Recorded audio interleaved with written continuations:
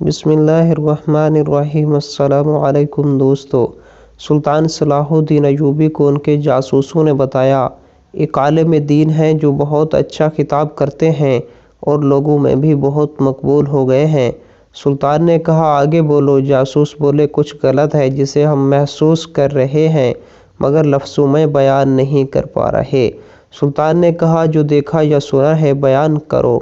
جاسوس بولے وہ کہتا ہے کہ نفس کا جہاد افضل ہے، بچوں کو تعلیم دینا ایک بہترین جہاد ہے، گھر کی ذمہ داریوں کے لیے جدوجہد کرنا بھی ایک جہاد ہے۔ سلطان نے کہا تو کیا آپ لوگوں کو اس میں کوئی شک؟ جاسوس نے کہا نہیں کوئی شک نہیں، لیکن اس عالم کا کہنا ہے کہ ہمیں جنگوں سے کیا ملا، صرف قتل و غارت گری یا صرف لاشیں؟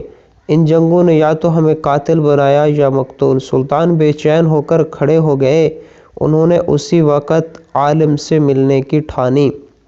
انہوں نے بیس بدل کر عالم سے ملاقات کی اور جاتے ہی سوال کر دیا جناب ایسی کوئی ترکیب بتائیے کہ بیت المقدس کو آزاد اور مسلمانوں کے خلاف مظالم کو بغیر جنگ کے ختم کروایا جا سکے۔ عالم نے کہا اللہ سے دعا کریں۔ سلطان کا چہرہ غصے سے لال ہو گیا۔ وہ سمجھ چکے تھے کہ یہ عالم ایک پوری صلیبی فوج سے زیادہ خطرناک ہے۔ سلطان نے سب سے پہلے اپنے خنجر سے اس عالم کی انگلی کاٹ دی۔ وہ بری طرح چیخنے لگا۔ اب سلطان نے کہا اصلیت بتاتے ہو یا گردن بھی کاٹ دوں؟ پتہ چلا کہ وہ سفید پوش عالم ایک یہودی تھا۔